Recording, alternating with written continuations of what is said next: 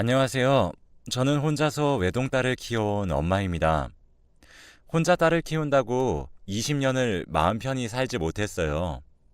딸은 너무 순하다고 소심한 면이 있어서 학교에 입학하는 날마다 늘 딸보다 제가 더 떨려서 밤잠을 못 이룰 정도였습니다.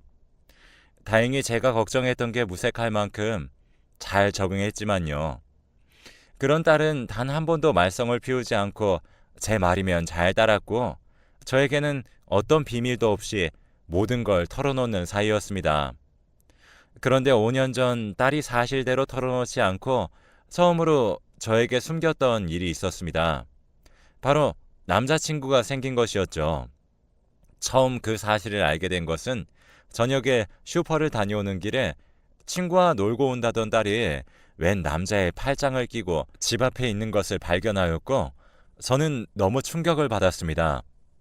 늘 남자친구가 생기면 말해 왔었는데 저에게는 아무런 말이 없었거든요. 그런데 남자친구로 보이는 사람의 몸에 딱 붙어 정신도 못 차리고 웃고 있는 모습을 보니 배신감이 절로 들었습니다. 그날 밤 집으로 돌아온 딸에게 물어봐야 할지 먼저 이야기를 해줄 때까지 기다려야 할지 밤새 고민을 했지만 결론을 내리지 못했습니다. 다음날 딸에게는 내색을 하지 않고 옆 동네에 사는 친구에게 털어놓았더니 오히려 친구가 깜짝 놀라면서 모르고 있었냐며 자기는 지나가면서 여러 번 봤었다고 하더라고요. 그 사실을 들으니 딸에게 더 서운한 마음이 들더라고요. 제 기분을 파악했는지 친구는 딸이 서른이 코앞인데 무슨 걱정이냐며 알아서 할 테니 신경 끄고 있으라며 뒤늦은 위로를 건넸지만 끝내 기분은 나아지지 않았습니다. 그날 저녁 딸이 퇴근하고 집에 들어오자마자 저는 딸에게 남자친구가 생긴 걸 왜 말 안 했냐고 물어보았습니다. 너 왜 남자친구 생긴 걸 숨겨? 엄마 친구도 알고 있는 사실을 엄마가 모르는 게 말이 되니? 그리고 이야기를 들어보니까 만난 지 꽤 됐다는데 왜 인사도 안 시켜? 제가 알아서 할 테니까 신경 끄세요. 저도 이제 29이에요. 남자친구 있는 걸 일일이 보고할 필요는 없잖아요. 딸은 귀찮다는 듯 저에게 대꾸했지만 끈질기게 물어본 결과 남자친구는 딸보다 2살 많고 같은 회사 직장 동료라는 것을 알아냈습니다. 제가 딸에게 너무 집착하는 건가 생각하기도 했지만 남편이 백혈병으로 세상을 떠나면서도 딸을 잘 부탁한다고 했었던 말이 여전히 제 머릿속에 떠나지 않고 있었기에 저도 제 마음처럼 딸에 대해 집착하는 것을 멈출 수 없었습니다. 사실 딸이 학생일 때는 행동하는 것도 제가 많이 제약을 해도 딸이 순한 편이라 묵묵히 제 말을 따라주었지만 나이가 들수록 딸도 자유롭게 살고 싶어 하는 것 같더라고요. 그래도 만난 지 3년이 다 되어가는 남자친구의 존재를 지금까지 숨겨왔다는 사실에 적잖은 충격을 받을 수밖에 없었습니다. 거기에다 그런 남자친구를 데려와서 인사시키라고 했더니 자기도 그 남자친구와 결혼을 생각하고 있어서 곧 데려와서 인사시키려고 했다는 겁니다. 몇 년이나 사귀고 결혼을 앞두고서야 저에게 인사하러 온다는 그 남자친구라는 사람도 벌써부터 마음에 들지 않았습니다.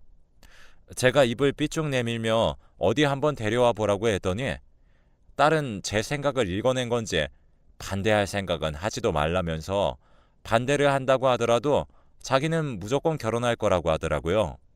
그 말에 저는 뒤로 넘어갈 뻔했습니다. 딸에게 그런 소리 하지도 말라며 화를 버럭 내고 방으로 돌아왔지만 딸이 이렇게까지 나오는 건 이유가 있을 거라는 생각도 들고 그래도 딸도 나름의 생각이 있을 거라는 생각도 들더라고요. 그래서 새벽이 되어서 딸의 방에 찾아갔습니다. 딸도 저와 한바탕 한 것이 마음에 걸렸는지 잠에 들지 못하고 있더라고요. 제가 먼저 딸에게 미안하다며 제가 너무 걱정이 되어서 그런 거라고 말하자 딸도 그제서야 속마음을 털어놓더라고요. 그동안 제가 너무 걱정을 많이 해서 간섭이 많아질수록 자기도 힘들었지만 엄마가 더 힘들어 보였다면서 그래서 연애를 시작하고 말을 하려고 할 때마다 꼭 회사가 너무 바빠서 저에게 말할 타이밍을 놓쳤다고 하더라고요. 그래도 지금 만나는 사람은 정말로 좋은 사람이라며 꼭 제대로 인사시켜주고 싶다고 했습니다. 그 후로 2주 후 딸의 남자친구와 약속을 잡았고 분위기 있는 한정식 식당에서 만나기로 했습니다. 척 봐도 비싸 보이는 식당이라 조금 긴장도 되더라고요. 그런데 막상 딸의 남자친구는 성격도 좋아 보이고 앞으로 자기가 어떻게 살아갈지도 구체적으로 생각해놓고 열심히 사는 사람이었습니다. 거기다 집도 많이 잘 사는 것 같아 보이더라고요. 다행히 결혼하면 딸이 돈이 없어 힘들게 살진 않겠다 생각에 안도했습니다. 처음에는 누구와 만나도 제 딸이 아깝다고 생각했었지만 딸과 그 남자친구가 서로를 바라보는데 누가 봐도 서로를 너무 사랑하고 있는 눈빛이었어요. 그 모습을 보니 결혼을 허락하지 않을 수 없었습니다. 혹시나 상대 쪽에서 오히려 딸을 반대하면 어쩌나 싶을 정도로 딸이 남자친구를 너무 사랑하는 것 같아 보여 물어보았더니 이미 딸도 남자친구의 집에 인사를 드렸다고 하더라고요. 그 후로 딸은 순식간에 결혼 준비를 했고 한참 남았다 생각했던 결혼식 날이 다가오자 저는 눈물이 마르지 않았습니다. 세상에 하나밖에 없는 자식을 제 품에서 떠나보내려니 벌써부터 허전해서 어쩔 줄 모르겠더라고요. 그리고 결혼식 당일날 딸이 저에게 그동안 혼자서 사랑으로 키워주신 덕분에 이렇게 잘 자라서 결혼까지 할 수 있었다는 말을 듣고 모두가 보고 있는 데서 이제 다시는 딸을 못 보는 사람 마냥 엉엉 울어버렸습니다. 그렇게 딸이 결혼을 한 후 잘 살겠거니 신혼을 즐기라고 연락도 최소화했어요. 그런데 자정이 넘은 시간에 딸에게 전화가 오더라고요. 신혼부터 무슨 남편과 싸워서 연락을 한 건가 걱정되어 급하게 전화를 받았는데 전화를 건 사람은 다름 아닌 사위였습니다. 사위는 지금 딸과 드라이브를 하고 돌아오는 길에 교통사고가 났는데 딸이 목숨이 위태로운 상황이라며 얼른 병원으로 오라는 전화였습니다.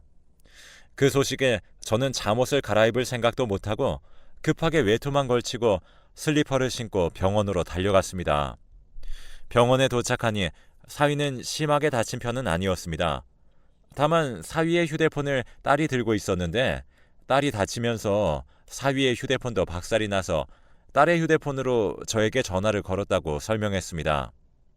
교통사고 상황을 들어보니 상대 차가 아주 작정을 하고 딸 쪽으로 달려와 그대로 들이받았다고 설명했습니다. 딸의 온몸이 피멍은 물론이고 수술을 하고 나와서도 의식을 찾을 수 있을지 확실하지도 않은 상태였습니다. 그런 딸을 보니 사위가 너무 원망스러웠습니다. 우리 딸 의식이 안 돌아오면 절대로 용서하지 않을 거네. 딸이 무사히 의식을 되찾는다고 해도 다시는 우리 딸 앞에 나타나지 말게나. 자네랑 결혼만 안 했어도 이렇게까지 크게 다치진 않았을 텐데 그 결혼을 허락한 것부터가 내 잘못이지. 다시는 내 눈앞에도 우리 딸 눈앞에도 나타나지 말아줬으면 하네.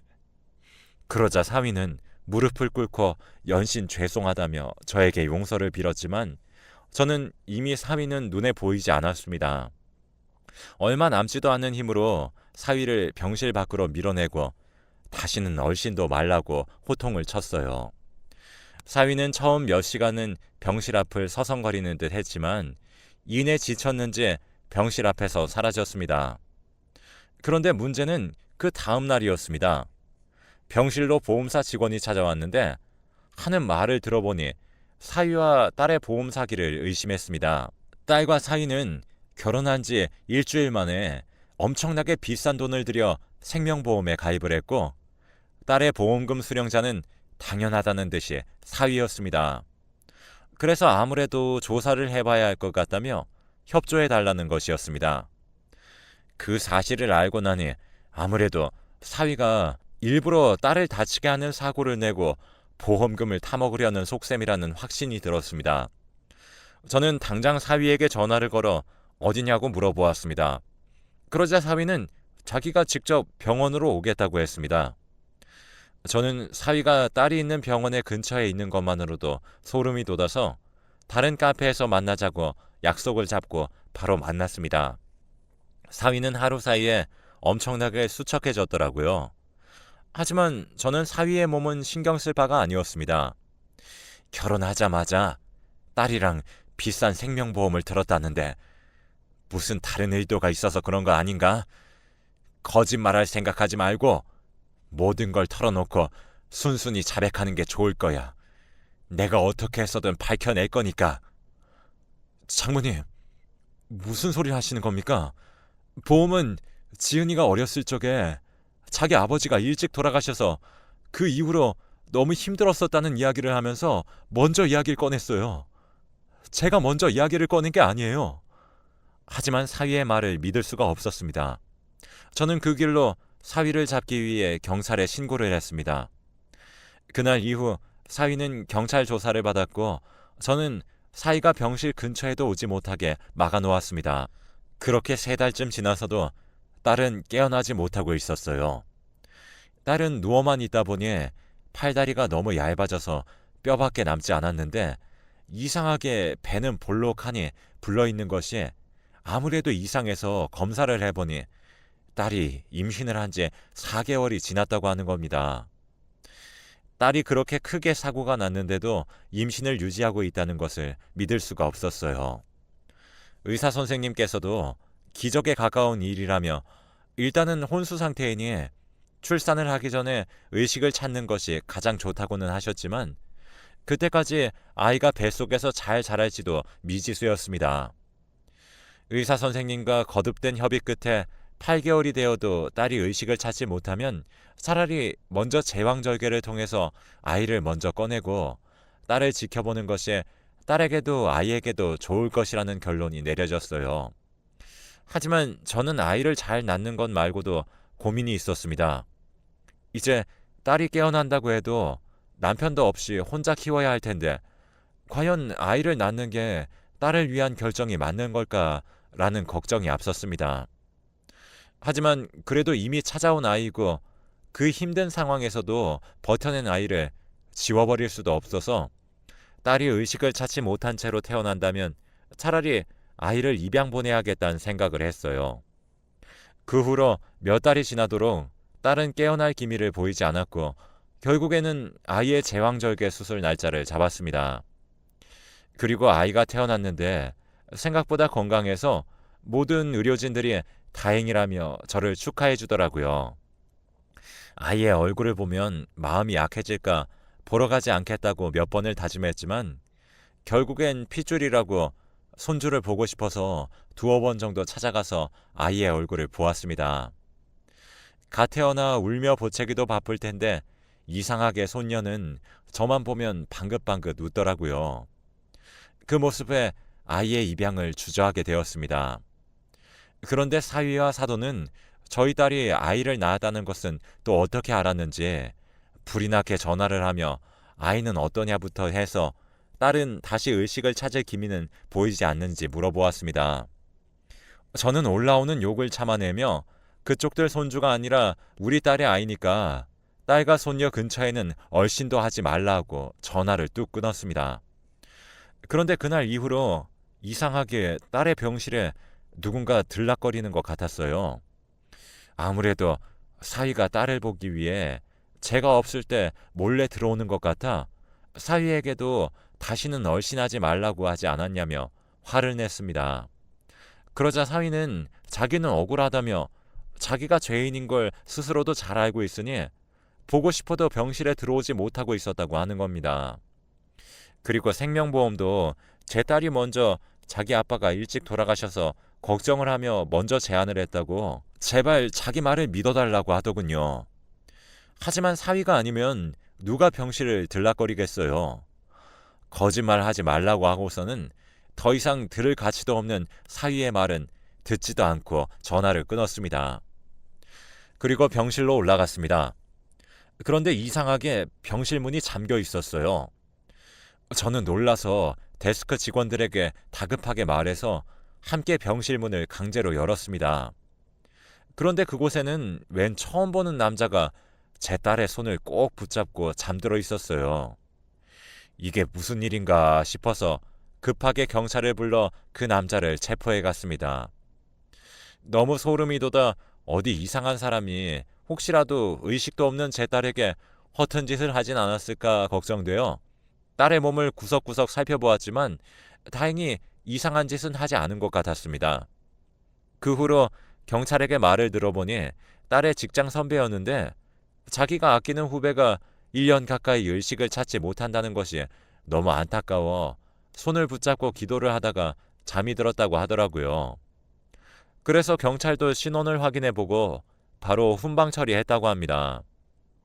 놀란 가슴을 쓸어내리며 병원 앞 벤치에 잠시 앉아 있었는데 응급차가 들어왔습니다. 안에 탄 환자가 크게 다친 건지 의사 몇 명이 우르르 몰려나와 엄청 급하게 심폐소생술까지 하면서 들어가더라고요. 그 모습을 보며 딸도 저렇게 크게 다쳤던 걸 생각이 나더라고요. 그리고 안으로 들어가며 그 환자에게 응급처치를 하는 모습을 보는데 환자의 얼굴이 익숙한 겁니다. 조심스레 가까이 다가가 보니 의사가 환자의 이름을 부르고 있었는데 그 환자는 다름 아닌 사위였습니다. 사위는 척보기에도 심각한 상황이었습니다. 산소호흡기를 달고 온몸에 온갖 장치들이 순식간에 덕지덕지 붙더군요. 그 모습을 보니 조금 안쓰러운 마음도 들었지만 고소하다는 생각도 했습니다. 같은 자식을 가진 사람으로서 사돈에게는 참 안 된 일이었지만 제 딸도 목숨이 위태로운 상황을 사위 때문에 겪어야 했으니까요. 그 후로 사위의 모습은 잊고 제 딸만을 간호하고 지키려 했었습니다. 그래도 사위라고 정이 들었었는지 응급실에 들어왔던 모습이 아른거렸어요. 직원에게 사위의 병실을 물어보니 중환자실에 들어가서 쉽게 면회가 안 된다고 하더라고요. 한참을 고민하다 면회 시간에 사위의 병실을 찾아갔습니다. 사위의 모습은 제 딸보다도 심각했습니다. 온몸에 난 상처 때문에 진물이 축축하게 시트를 적시고 있더라고요. 그래서 간호사들이 제가 면회하기 전으로 병실에 들락거리며 몸을 관리해주는 것 같았습니다. 차마 더 보고 있으면 괜한 동정심이라도 들까 몇 분을 채 병실에 머무르지 못하고 딸의 병실로 돌아왔습니다. 그런데 이번에도 또 병실 문이 잠겨 있는 겁니다. 제가 문을 잘못 열었나 싶어서 몇 번이나 문을 덜컹거리자 안에서 인기척이 들렸습니다. 제가 문을 쾅쾅 두드리며 문을 열라고 소리치자 다급하게 문이 열리더라고요. 그런데 안에서 나온 사람은 지난번에 문을 잠그고 딸의 손을 잡고 병실에서 잠을 자던 사람이었습니다. 아무래도 낌새가 영 좋지 못했어요. 처음 보는 사람이 딸과 친한 사이라면서 꼭 제가 없을 때만 병실에 들어와서 문을 잠그고 있는데 어떻게 의심하지 않을 수 있겠어요? 대체 우리 딸이랑 얼마나 각별한 관계길래 자꾸 딸 혼자 병실에 있을 때 찾아와서 매번 문을 잠그고 있어요? 당신 이상한 짓거리 하러 온 거 아니야? 애초에 딸이랑 같은 회사인 건 맞아? 진짜로 같은 회사가 맞고 떳떳한 사람이면 명함이라도 내놔요. 안 그러면 경찰에 확 신고할 테니까. 제가 화가 나서 다그치자 당황하면서 땀을 삐질삐질 흘리며 명함을 주더라고요. 제가 당장 회사에 전화해서 물어보겠다고 하자 그것만은 안 된다며 회사에 자기가 이상하게 소문이라도 나면 큰일이라고 저를 막는 겁니다. 저를 막는 모습에 더 의심이 가서 회사에 전화를 하려고 옥신각신하는 와중에 딸이 몇 개월 만에 드디어 정신을 차렸습니다. 화가 나서 고성이 오가는 도중에 딸의 침대 쪽에서 작게 엄마를 부르는 소리에 딸을 보니 딸이 간신히 눈을 뜨고 저희 쪽으로 고개를 돌릴 힘도 없었는지 천장을 보며 저를 부르고 있더라고요. 소란스러운 소리에 안 그래도 간호사와 병원 직원들이 몰려 있었던 터라 딸이 의식을 차리자 의사들과 간호사들이 딸의 병실로 순식간에 달려왔습니다. 제가 딸에게 신경이 쏠릴 동안 그 남자는 재빠르게 도망쳤더라고요. 딸은 깨어나자마자 몸이 괜찮은지 온갖 검사들을 해봤습니다. 다행히도 너무 오래 누워 있어서 그런지 근육량이 너무 줄어서 재활 운동을 해야 한다는 것 말고는 큰 이상이 없었습니다. 딸이 괜찮다는 말에 한시름이 놓이면서 눈물부터 주룩 났습니다. 그동안 딸이 깨어나지 못할까 걱정했던 날들이 스쳐 지나가더라고요. 엉엉 우는 저를 딸이 달래주다가 생각이 났는지 갑자기 아까 자기 병실에 온 남자 명함을 달라고 하는 겁니다. 저는 아는 사람이 맞긴 하냐며 물어보니 딸은 아주 끔찍한 사람이라며 자기를 괴롭혀서 회사에서 쫓겨난 사람이라고 하더라고요. 그리고 자기 남편이 그 사람에게서 자기를 지켜주었었다며 그 남자와 얽힌 이야기를 해주었습니다. 그 남자는 제 딸이 입사할 때부터 딸에게 추궁거렸었다고 합니다. 그런데 그 남자는 가정이 있는 남자였어요. 유부남이면서도 딸에게 추궁거리며 재미삼던 남자였어요. 그러다가 딸이 한 번은 너무 화가 나서 이제 그만하라고 말하니 자기는 그냥 장난으로 한 거라며 설마 진심으로 받아들였냐고 하더라고요. 자기가 남자로 보이냐고 하고서는 대뜸 제 딸에게 그럼 사귀자고 고백을 해버렸다고 합니다. 거기서 딸은 도저히 용납할 수가 없어서 결국엔 회사에 모두 말했지만 연차가 오래된 사람이라 그 남자에게 경고 조치만 하고서 더 이상 무언가를 해주지도 않고 오히려 딸만 소문이 이상하게 돌아서 딸이 힘들었다고 해요. 그때 사위가 딸을 감싸주며 다른 직원들이 제 딸을 손가락질하면 오히려 더 나서서 그러지 말라고 막아주고 회사에도 더 적극적으로 이야기하고 그래도 들어주지 않자 성희롱으로 고소할 수 있게 경찰서까지 함께 가주었다고 하더라고요. 딸이 그 회사에서 버틸 수 있었던 이유는 바로 사위 덕분이었습니다. 그 이야기를 듣자 사위에게 너무 미안해지더라고요. 왜 그동안 사위의 말은 들으려고도 안 했을지 후회가 되더라고요. 그리고 딸이 그동안 자기도 임신한지 몰랐었다며 얼른 아이를 만나러 가고 싶다고 하더라고요. 혼자서는 잘 걷지도 못하는 딸이 간신히 신생아실까지 찾아가 아기를 보자 눈물을 뚝뚝 흘리며 못난 엄마라서 이제야 인사를 해서 미안하다고 하더라고요. 그런데 아기는 자기 엄마를 알아보는 것인지 제 딸이 울자 아기도 함께 울음을 터뜨렸습니다. 모녀의 상복을 마치고 딸은 내친 김에 사위의 병실까지 내려왔습니다. 그 사이에 몸이 많이 나아졌는지 일반 병실로 옮겼더라고요. 딸은 겨우 울음을 그치고 사위의 병실로 왔지만 병실에 들어서자마자 또다시 눈물을 흘렸습니다. 딸은 이 모든 상황이 자기 때문인 것 같다고 하며 사위의 손을 잡고 눈물을 흘렸습니다. 사돈도 그 모습을 보며 뒤를 돌아 우시더군요. 순식간에 병실 안은 눈물바다가 되었습니다. 그런데 그때 사위가 움찔거렸습니다. 저희는 그 모습을 보고 놀라서 바로 의사 선생님을 데려왔지만 사위는 움찔거리기만 했을 뿐 의식을 되찾지 못했어요. 의사들은 종종 움찔거리는 경우가 있다며 너무 실망하지 말라는 말을 남기고 돌아갔습니다. 그 후로 딸은 매일매일 사위의 병실에 찾아가 살다시피 했어요. 그리고 그렇게 한 달이 지나고 딸의 퇴원을 하루 앞두고 아기도 퇴원할 수 있다고 하여 처음으로 아이와 함께 사위의 병실을 방문했어요. 여보, 우리 딸이야. 임신한 줄도 몰랐는데 나도 정신 차리고 보니까 우리 딸이 태어났더라. 딸이 태어난 줄도 모르는 부모가 세상 천지에 어딨어. 당신도 얼른 일어나서 우리 딸 이름 같이 지어줘야지. 아빠잖아. 아기는 그저 방실방실 웃으며 사위를 만지려고 했습니다. 그러다 아기가 사위의 손가락을 붙잡자 사위가 기적처럼 소리를 냈습니다. 처음에는 어안이 벙벙하여 모두가 굳은 채로 사위를 바라보았어요. 그런데 사위는 정신을 차리고서 계속 소리를 냈습니다. 급하게 의사를 불러와 검사를 해보니 완전히 정신을 차리신 것 같다며 이렇게 큰 장애 없이 깨어난 것만으로도 기적 같은 일이라고 하더군요. 사위는 온몸을 크게 다쳐 몸을 움직이는 것은 무리가 있었지만 말은 다행히 곧잘 하더라고요.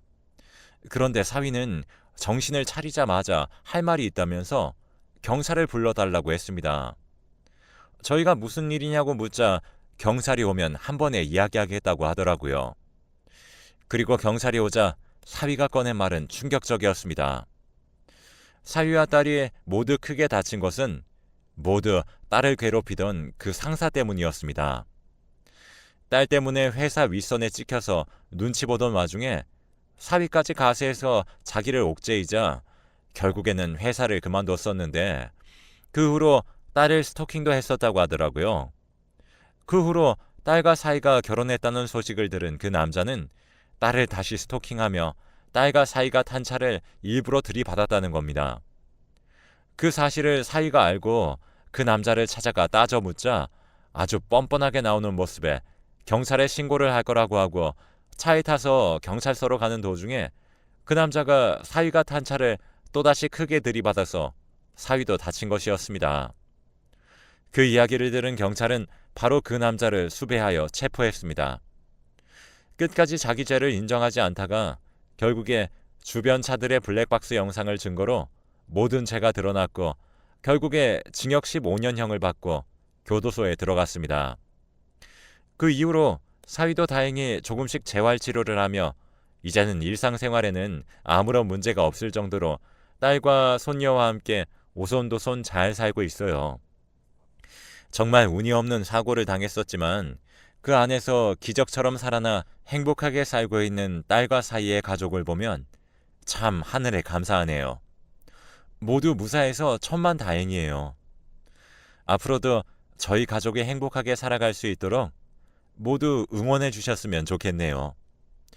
여러분들도 모두 행복하세요.